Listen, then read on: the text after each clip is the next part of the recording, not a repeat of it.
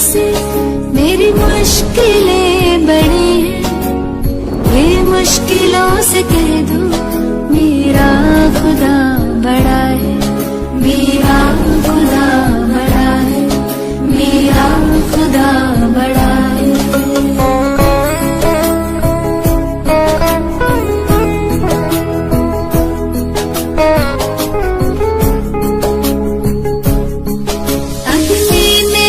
के सोना है और भी निखरता, अग्नि में तप के सोना है और भी निखरता, दुर्गम को पार करके हिमालय कोई चढ़ाए, लाएगी रंग मेहनत आखिर तुम्हारी एक दिन, लाएगी रंग मेहनत आखिर तुम्हारी एक दिन, होगा विशाल करवल वो बीज जो पड़ा है।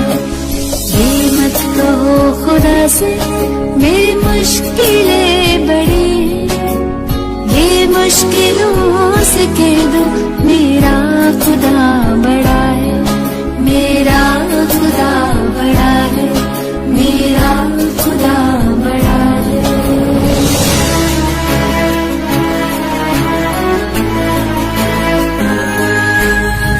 सर्व शक्तियों से जब साथ है हमारे, वो सर्व शक्तियों से जब साथ है हमारे, हर काम उसके रहते हर बस हुआ पड़ा है, कभी हारना ना हिम्मत का कदम बढ़ाओ, कभी हारना ना हिम्मत का कदम बढ़ाओ, हजारों कदम बढ़ाने वो सामने खड़ा है। हे मत कहो खुदा से मेरी मुश्किलें बड़ी हैं, हे मुश्किलों से कह दो मेरा खुदा बड़ा है, हे मुश्किलों से कह दो मेरा खुदा बड़ा है, मेरा खुदा बड़ा है, मेरा खुदा बड़ा है, मेरा खुदा बड़ा है। बंदी छोड़ सतगुरु रामपाल जी महाराज जी की जय हो। परमेश्वर की सभी प्यारी आत्माओं को दास का सत्साहिब। पुण्यात्माओं, पूर्ण परमेश्वर कबीर साहिब जी ने एक बार पुनः कलयुग की इस बिचली पीढ़ी में सतगुरु रूप धारण करके हमें जिस अनमोल सत भक्ति और तत्व ज्ञान से परिचित करवाया है, निसंदेह इस घोर कलयुग में हम सब पर उनकी तरफ से यह असीम अनुकंपा का प्रतीक है, और इस अनुकंपा के लिए हम उस समर्थ परमात्मा का जितना गुणगान करें उतना ही कम होगा। सतगुरु आशीर्वाद से आज हम रक्षा मंत्र के सरलार्थ को समझने की कोशिश करते हैं। हालांकि दास ना ही तो इस लायक है और ना ही अधिकारी है कि आदरणीय गरीबदास जी महाराज द्वारा रचित किसी भी वाणी या शब्द का सरलार्थ कर सके, लेकिन परम पूज्य सतगुरु रामपाल जी महाराज द्वारा अनुवादित रक्षा मंत्र को उन्हीं के आशीर्वाद से और अधिक सरल तरीके से समझने और समझाने का तुच्छ प्रयास करने जा रहा हूं, जो कि सतगुरु देव जी द्वारा प्रत्येक भगत को साध संगति के अंतर्गत प्रदान किया गया एक अधिकार है। पुण्यात्माओं, असुर निकंदर रमैनी के अंत में 8 पंक्तियों का एक रक्षा मंत्र लिखा हुआ है, जिसमें लिखा है, सतगुरु शरण शरण आई, शरण गए कछु बहने व्यापे, काल जाल भय मिट जाई, रोग शोक सब शिखर न व्यापे, सम्मुख ना ठहराई, जय रगनी तन निकट न आवे, दूरी आतर गाई, वीर बताल बान न लागे, जम के कोट ढाई, 98 पुण्य उठ न लागे, उल्ट तई दर खाई, कहे कबीर सोई पावे, सुत शब्द मिल जाई, कहे कबीर हम जम दल पेला, सतगुरु लाख दुहाई, बैर करे सोए दुख पावे, सुरत सतगुरु आई, कहे कबीर हम जम दल पेला, सतगुरु लाख दुहाई। पुण्यात्माओं, रक्षा मंत्र वाली ये 8 पंक्तियां उस वास्तविक रक्षा मंत्र की महिमा का गुणगान है जो एक भगत की पल पल रक्षा करता है। कहने का मतलब ये है कि मुसीबत या संकट के समय भगत की रक्षा ये 8 पंक्तियां पढ़ने या बोलने से नहीं होगी, बल्कि उस वास्तविक रक्षा मंत्र के जाप और भक्ति क्रियाओं को सुचारू रूप से करते रहने से होगी, जिसके विषय में ये 8 पंक्तियां केवल जानकारी दे रही हैं। इस बात को और अधिक गहराई से समझने के लिए हमें नित्य नियम का सहारा लेना पड़ेगा। जिस प्रकार हम सुबह का नित्य नियम करते हैं और नित्य नियम करते समय सबसे पहले मंगलाचरण पढ़ते हैं, फिर उसके तुरंत बाद मंत्र लिखा हुआ आता है जिसमें परम पूज्य सतगुरुदेव जी हमें पढ़ाते हैं।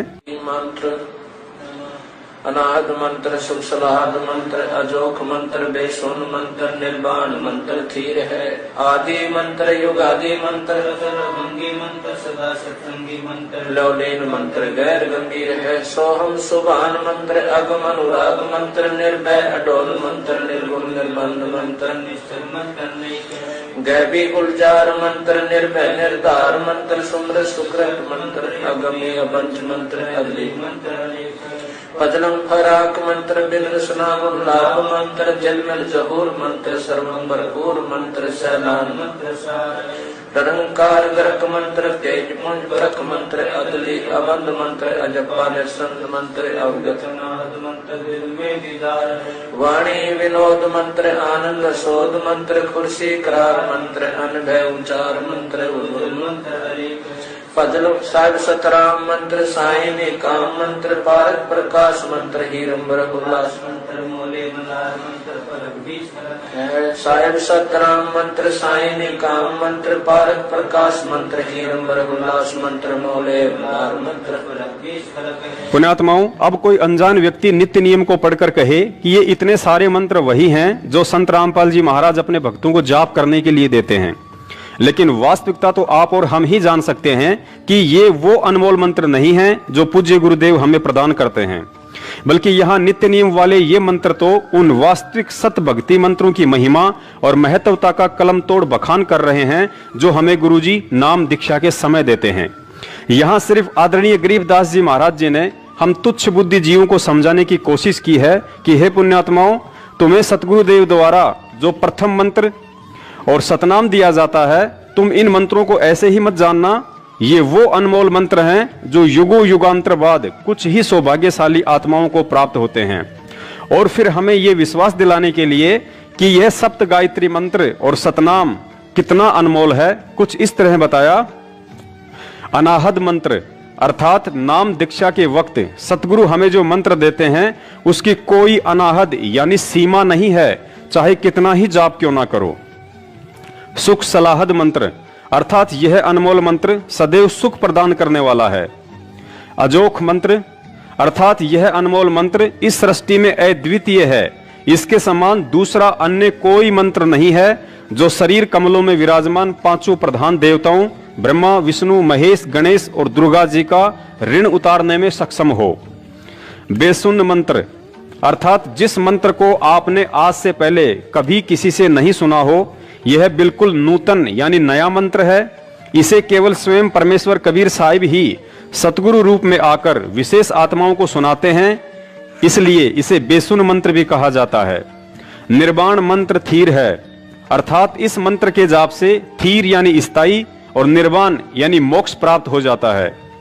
आदि मंत्र युगादि मंत्र, इस मंत्र को आदि मंत्र इसलिए कहा जाता है क्योंकि यह मंत्र सृष्टि की आदि यानी शुरुआत से ही प्रचलित है, और युगादि मंत्र इसलिए कहा जाता है क्योंकि प्रत्येक युग की आदि यानी शुरुआत में परमेश्वर कबीर साहिब जी सतगुरु रूप में आकर अपनी आत्माओं को यह मंत्र प्रदान करते हैं। अचल अभंगी मंत्र अर्थात यह मंत्र अचल है, स्थायी है, इसमें कभी भी परिवर्तन नहीं होता है, और अभंगी इसलिए है क्योंकि यह कभी भी भंग यानी खंड नहीं होता है। सोहम सुभान मंत्र अर्थात आदरणीय गरीबदास जी महाराज जी ने बताया कि यह सोहम नाम का मंत्र विशेष कल्याणकारी मंत्र है। अगम अनुराग मंत्र अर्थात इस कल्याणकारी सोहम से आगे का जो सारनाम है वह अगम अनुरागी यानी अक्षर पुरुष से आगे पूर्ण परमात्मा में विशेष प्यार जगाने वाला मंत्र है। निर्भय अडोल मंत्र अर्थात यह मंत्र जीव को निर्भय बनाता है तथा अडोल यानी कि जीव को भक्ति मार्ग से डगमग नहीं होने देता है। इस वास्तविक भक्ति मंत्र की प्राप्ति के पश्चात जीव को अनेकों चमत्कार होते हैं जिस कारण साधक दृढ़ रहता है। निर्गुण निर्बंध मंत्र निश्चल मंत्र नेक है। निर्गुण अर्थात दिखने में व्यक्ति को लगता है जैसे यह कोई नकली मंत्र है, लेकिन यह तो निर्बंध अर्थात काल का बंधन समाप्त करने वाला और सत्यलोक में निश्चल यानी कि स्थायित्व प्रदान करने वाला नेक अर्थात शुभ मंत्र है। गैबी गुलजार मंत्र अर्थात सत भक्ति का यह गैबी गुलजार यानी कि गुप्त मंत्र है, जो विशेष आत्माओं को स्वयं परमेश्वर ही आकर बताते हैं। निर्भय निराधार मंत्र, निराधार अर्थात जिस साधक का सब कुछ लूट चुका हो, जिसका कोई आधार यानी सहारा ना बचा हो, उस साधक को यह मंत्र हिम्मत, हौसला और लाभ देकर निर्भय बनाता है। सुमृत सुकृत मंत्र अर्थात जो इस नाम का सुमरन करते हैं उनके सभी कार्य सिद्ध होते हैं।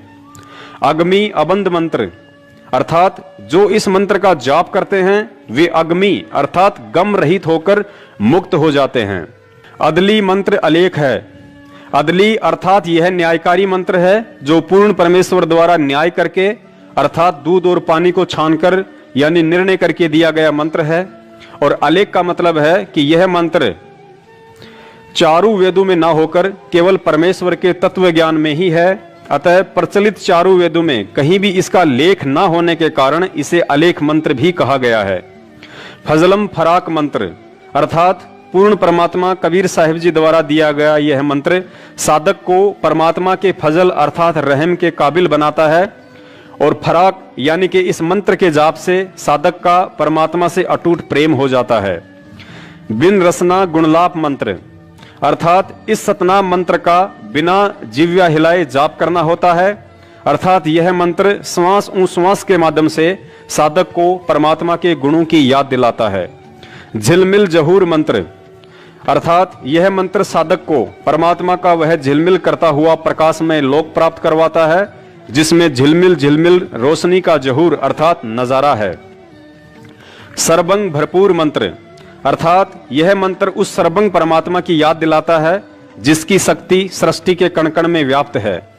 सैलान मंत्र सार है अर्थात जो साधना परमेश्वर कबीर साहिब जी ने बताई है उस साधना के मंत्र सर्व सुखदायक व वास्तविक हैं। ररंकार गरक मंत्र अर्थात कबीर परमेश्वर जी के भक्ति मंत्रों का जाप ररंकार गरक भाव यानी कि विशेष कसक के साथ जाप करने से विशेष लाभ होता है और मंत्र सिद्धि शीघ्र प्राप्त होती है।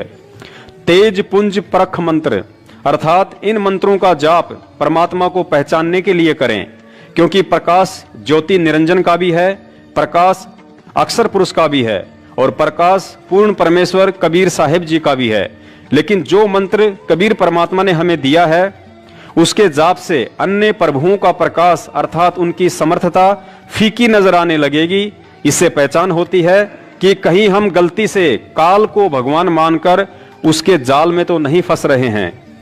अदली अबंध मंत्र अजप्पा निसंद मंत्र अर्थात यह न्यायकारी मंत्र सभी बंधनों से छुड़वाने वाला है। इस सतनाम मंत्र का जाप श्वास श्वास से होता है। अविगत अनाहद मंत्र आनंद असोद मंत्र अर्थात एक मंत्र यह भी है कि भगत सबको प्यार से बोले, मधुर वचन कहे, इसमें स्वयं को भी सुख व आनंद का अनुभव होता है तथा दूसरे भी खुश रहते हैं। खुर्सी करार मंत्र अर्थात यह मंत्र मां के गर्भ में परमात्मा से किया गया सच्चा वादा याद दिलाने वाला है। अनभय उच्चार मंत्र अर्थात कबीर परमेश्वर जी ने जो प्रथम मंत्र सतनाम व सारनाम दिया है उसका निर्भय होकर जाप करो, यह कोई धोखे वाला मंत्र नहीं है। उज्जवल मंत्र अलेख है अर्थात यह मंत्र आपके जीवन को अंधकार से उजाले में ले जाने वाला उज्जवल मंत्र है। यह अनमोल मंत्र सूक्ष्म वेद अर्थात सचिदा घन ब्रह्म की वाणी के अतिरिक्त विश्व के प्रचलित अन्य ग्रंथों में लिपिबद्ध न होने के कारण अलेख है। साहिब सतराम मंत्र साही निकाम मंत्र अर्थात यह सतमंत्र अविनाशी परमात्मा का है जो निकाम अर्थात निस्वार्थ भाव से हमारे लिए यहाँ आते हैं। पारक प्रकाश मंत्र अर्थात पारखी संत ही परमात्मा के प्रकाश को पहचानते हैं। हीरंबर हुलास मंत्र अर्थात परमात्मा हीरे की तरह स्वयं प्रकाशित है। यह हुल्लास अर्थात बड़ी खुशी की बात है।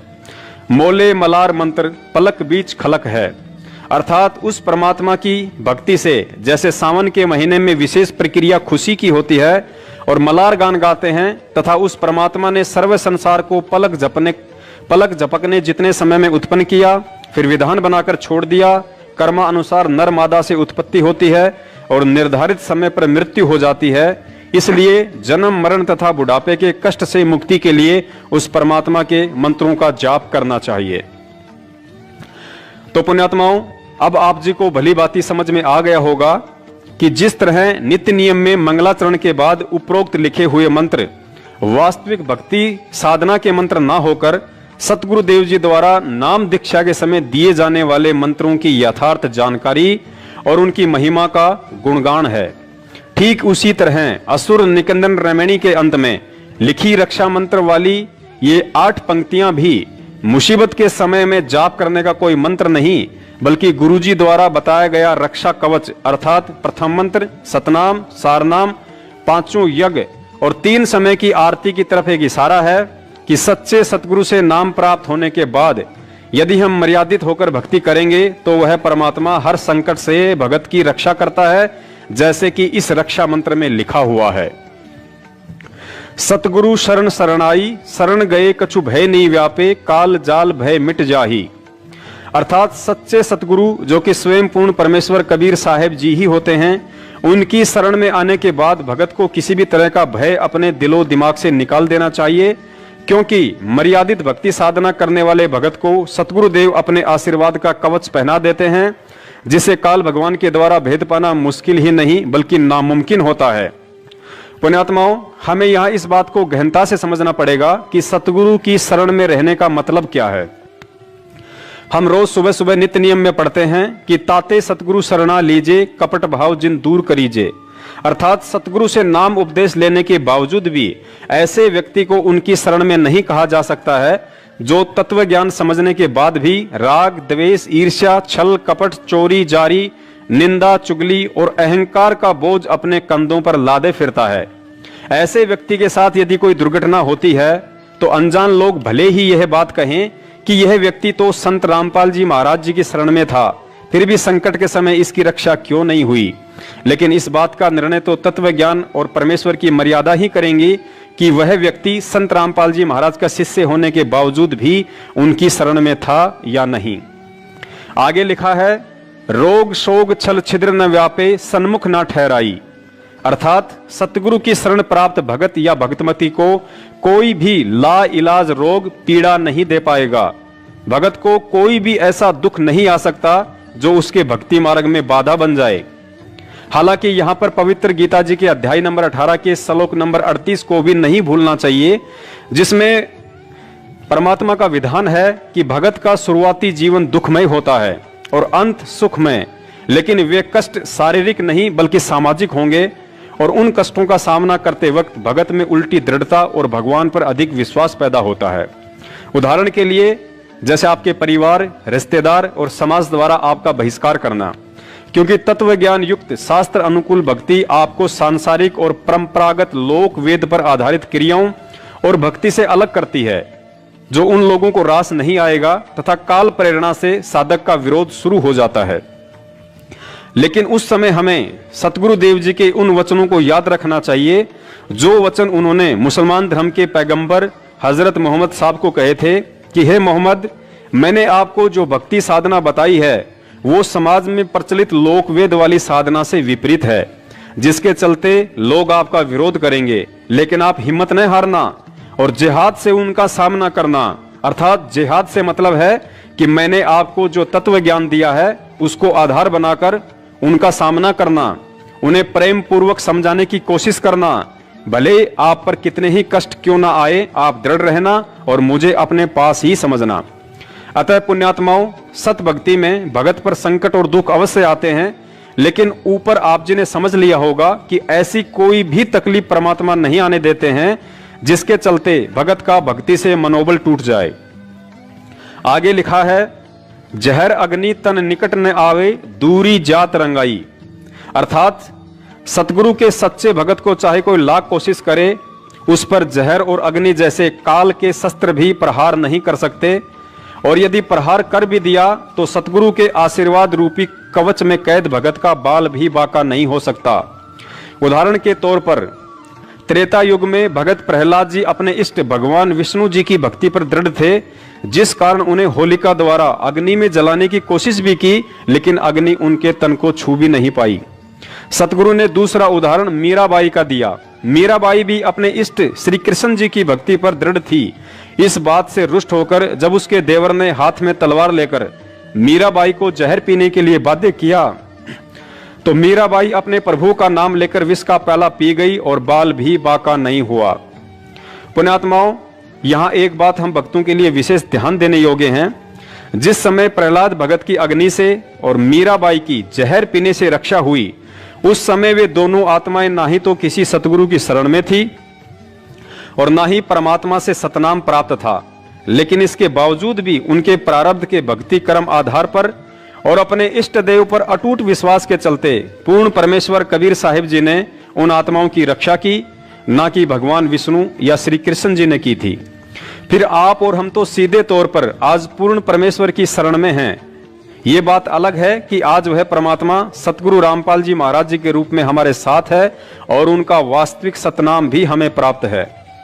ऐसे में यदि हम उनकी शरण में हैं, अर्थात उनके द्वारा बख्शीश सतभक्ति को मर्यादा में रहकर कर रहे हैं, तो निश्चित तौर पर जहर और अग्नि जैसे काल के शस्त्र भी भगत को हानि नहीं पहुंचा सकते। और इसी विश्वास के आधार पर दास ने 16 मार्च 2020 को कोरोना वायरस को लेकर जो वीडियो बनाया था और मोदी जी से अपील की थी कि अगर मुझे 1000 कोरोना वायरस से संक्रमित लोगों के बीच भी रखा जाए तो वह परमात्मा कोरोना से मुझे किसी भी तरह की हानि नहीं होने देगा, क्योंकि कोरोना संक्रमण एक रोग है जिसके विषय में रक्षा मंत्र में स्पष्ट लिखा गया है कि रोग शोग छल छिद्र न व्यापे, सन्मुख न ठहराई।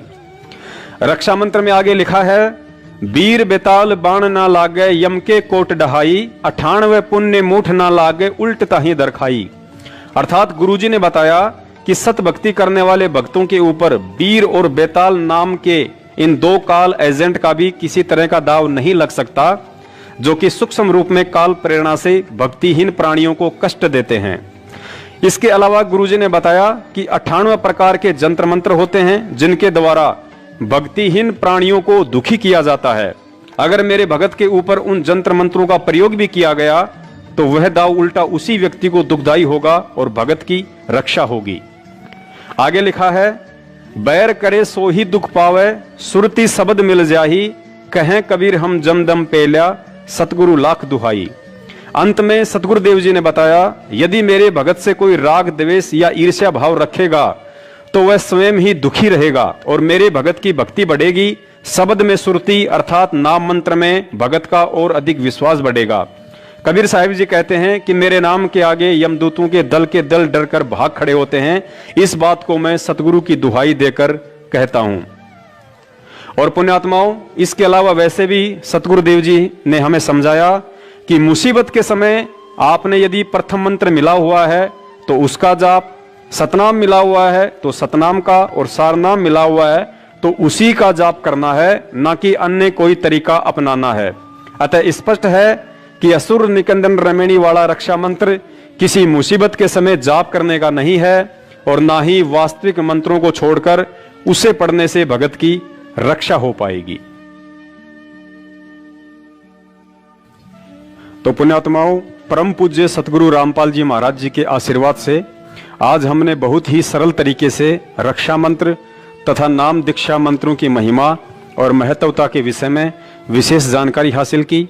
किसी भी तरह की शाब्दिक या आर्थिक त्रुटि के लिए दास सतगुरुदेव जी से क्षमा प्रार्थी है। दास का अगला वीडियो आगामी 8 सितंबर 2020 को आने वाले सतगुरु प्रगट दिवस को लेकर होगा। पुण्यात्माओं, दास अपने सतगुरुदेव जी के अलावा इस सृष्टि में अन्य किसी भी शक्ति या व्यक्ति से नहीं डरता है, क्योंकि मेरे ऊपर उनके आशीर्वाद और तत्व ज्ञान की विशेष दया है।